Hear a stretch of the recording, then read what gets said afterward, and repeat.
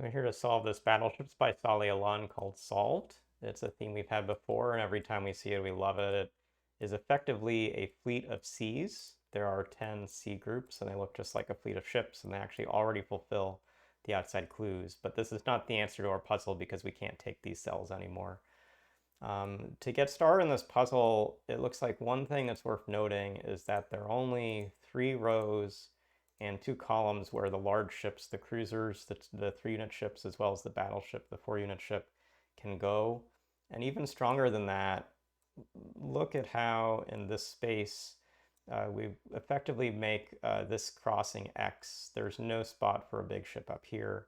And these intersect in a way that we actually can't put 2 big ships into the space. If we took even just these 3 cells, didn't take this yellow cell, we would mark off these as C's. So only one big ship can be horizontal or vertical in this part of the grid. If we look sort of in another spot, this row has these cells and this column has these cells as the only cells for the big ship. And again, they intersect in yellow, and you can't get 2 big ships here.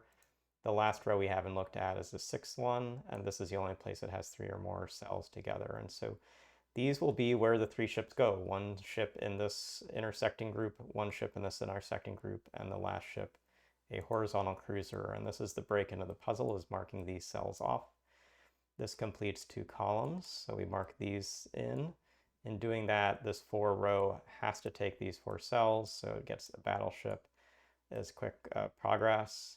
That marks these coming up. This 3 has to now take these cells to get used, and that completes this row. That row now means we only have a horizontal option for the last big ship, so both cruisers and the battleship are placed. The 4-column has just 4 spaces for ships. We've actually finished all the stuff in this column.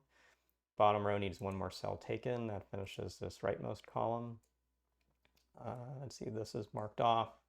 This is marked off. We have 3 subs in the grid, so 1 more sub to place, which will go in one of these spaces, and 1 more destroyer to place, and the destroyer is going to have to go in the row that can take 2 ships, and the submarine down here. So there we are. We're at the finish of this puzzle. A cute theme and really a good logical start by looking at these large-ish rows. None of them are super large, but these 3 and 4 containing rows are the only spots the cruisers and battleships can go, and that gave us 3 unique places to put a ship, including this aha moment of putting in this horizontal cruiser in the 6th row. So hopefully you got through this puzzle well enough. If not, hopefully you learned something through watching this video.